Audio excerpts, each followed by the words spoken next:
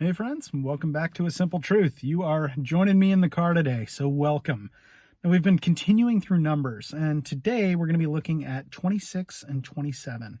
So we'd been following that story of Balaam, and we talked about that a bit, and saw what God had been doing through Balaam, through the donkey, and also with the Moabites and the huge thorn in the side, thorn in the heel, what have you, of the Israelites that they are. And again, they will continue to be so.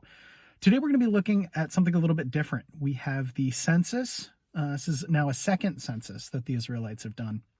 And then we're also going to be looking at the next leader, since Moses is transitioning out of that. God's going to give him a glimpse of the land, and then we have a new leader. So we're going to be looking at that today. So once again, this is chapters 26 and 27. Chapter 26. And it came to pass, after the plague, that the Lord spoke to Moses and Eleazar, son of Aaron the priest, saying, Take a census of all the congregation of the children of Israel, from 20 years old and above, by their fathers' houses, all who are able to go to war in Israel. So Moses and Eleazar the priest spoke with them in the plains of Moab by the Jordan, across from the Jericho, saying, Take a census of the people, from 20 years old and above, just as the Lord commanded Moses, and the children of Israel who came out of the land of Egypt. Reuben was the firstborn of Israel.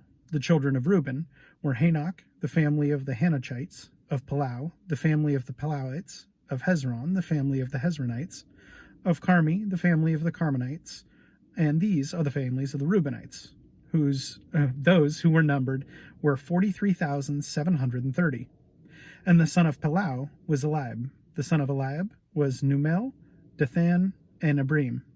These are the Dathan and Abiram, representatives of the congregation, who contended against Moses and Aaron in the company of Korah, when they contended against the Lord. And the earth opened its mouth and swallowed them together, with Korah, when that company died, when the fire and the 250 men, and they became a sign.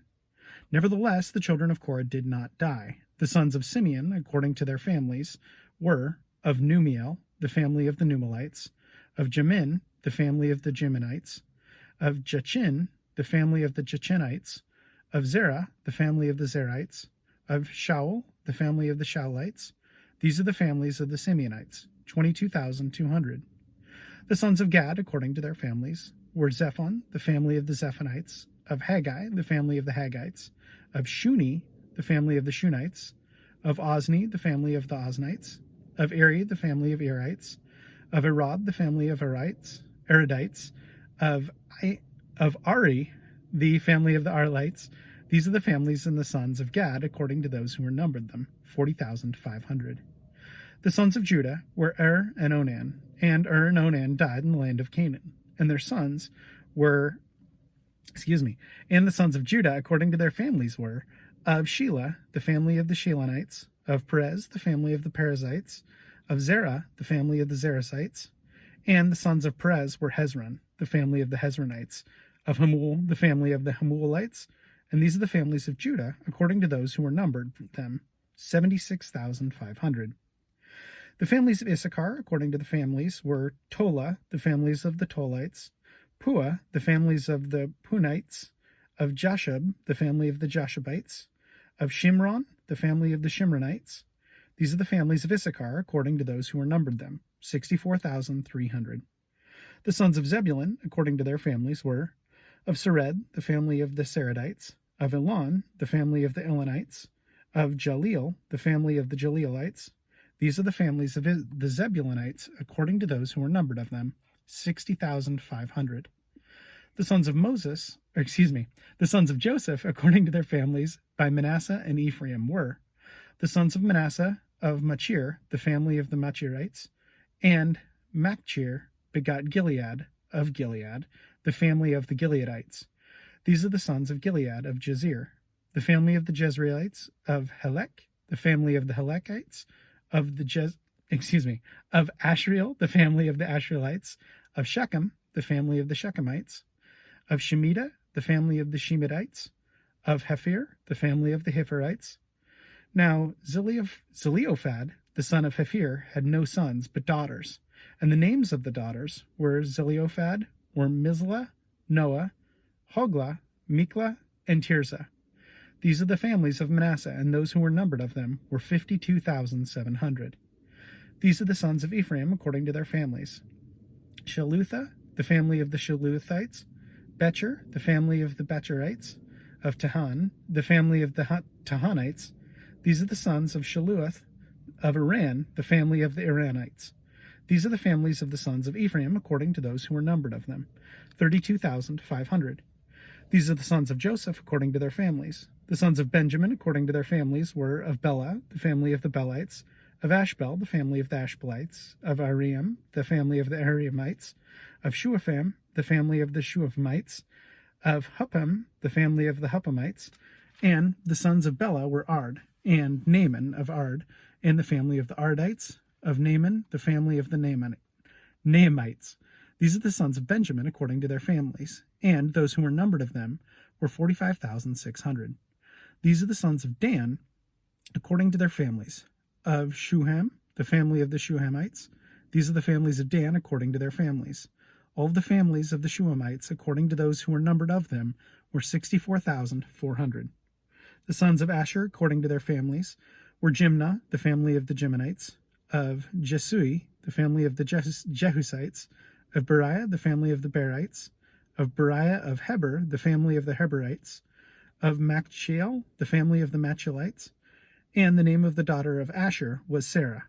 These are the families of Asher according to those who were numbered of them, 53,400.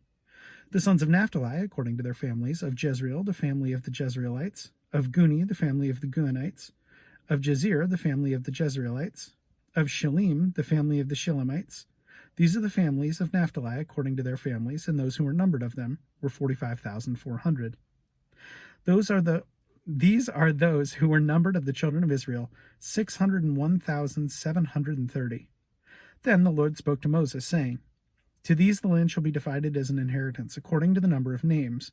To the large tribe you shall give a larger inheritance, and to a smaller tribe you shall give a smaller inheritance. Each shall be given its inheritance according to those who were numbered of them. But the land shall be divided by lot, and they shall inherit according to the names of the tribes of their fathers, according to the lot of their inheritance, shall be divided between the larger and the smaller. And these are those who were numbered of the Levites according to their families. Of Gershon, the family of the Gershonites. Of Kohath, the family of the Kohathites. Of Merari, the family of the Merarites. These are the families of the Levites. The family of the Libanites, the family of the Hebronites, the family of the Mahalites, the family of the Mushites, and the family of the Kohathites. And Kohath begot Amram. The daughter of Amram's wife was Jochebed, the family of Levi, who was born to Levi in Egypt, and to Amram she bore Aaron and Moses, and their sister Miriam. To Aaron were born Nadab and Abihu, Eleazar and Ithamar, and Nadab and Abihu died when they offered profane fire before the Lord. Now those who were numbered of them were 23,000, every male from a month old and above, for they were not numbered among their children of Israel, because there was no inheritance given to them among the children of Israel. These are those who were numbered by Moses and Eleazar the priests, who numbered the children of Israel in the plains of Moab by the Jordan, across from Jericho. But among this number was not a man of those who were numbered by Moses and Aaron the priest when they numbered the children of Israel in the wilderness of Sinai. For the Lord had said to them, They shall surely die in the wilderness. So there was not left a man of them, except Caleb, the son of Jephunneh, and Joshua, the son of Nun.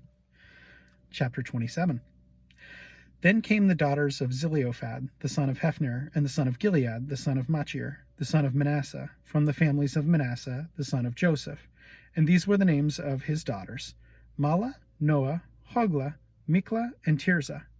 And they stood before Moses, before Eleazar the priest, and before the leaders of the congregation by the doorway of the tabernacle of meeting, saying, Our father died in the wilderness, but he was not in the company of those who gathered against the Lord in the company with Korah, but he died in his own sin, and he had no sons. Why should the name of our father be removed from among his family because he had no son? Give us a possession among our father's brothers. So Moses brought their case before the Lord, and the Lord spoke to Moses, saying, The daughters of Zelophehad speak what is right, and you shall surely give them possession of inheritance among their father's brothers, and cause the inheritance of their father to pass to them. And you shall speak to the children of Israel, saying, If a man dies and has no son, then you shall cause his inheritance to pass to his daughter, And if he has no daughter, then you shall give his inheritance to his brothers. If he has no brothers, then you shall give his inheritance to his father's brothers. And if his father has no brothers, then you shall give his inheritance to the relative closest to him in his family, and he shall possess it. And he shall be to the children of Israel a statute of judgment, just as the Lord commanded Moses. Now the Lord said to Moses, Go up into this Mount Abarim, into this Mount Abarim, and see the land which I have given the children of Israel. And when you have seen it, you shall also be gathered to your people, as Aaron your brother was gathered. For in the wilderness of Zin, during the strife of the congregation, you rebelled against my command to hallow me at the waters before their eyes. These are the waters of Meribah at Kadesh in the wilderness of Zin. Then Moses spoke to the Lord, saying, Let the Lord, the God of the spirits of all flesh, set a man of the congregation who may go out before them, and go in before them, who may lead them out and bring them in, that the congregation of the Lord may not be like the sheep which have no shepherd. And the Lord said to Moses, Take Joshua son of Nun with you, a man in whom is the Spirit, and lay your hand on him, and set before him Eleazar the priest, and before him the congregation, and inaugurate him in their sight. And you shall give some of your authority to him, that the congregation of the children of Israel may be obedient. He shall stand before Eleazar the priest, who shall inquire of the Lord before him by judgment of the Urim. At his word they shall go out, and at his word they shall come in. And he and all the congregation of Israel with him, all the congregation. So Moses did as the Lord commanded him, and took Joshua, and set him before Eleazar the priest, before all the congregation. And he laid his hands on them, and they inaugurated him, just as the Lord commanded by the hand of Moses. So we had a ton of names there. And of course, that got me thinking about why another census? Why do we have this?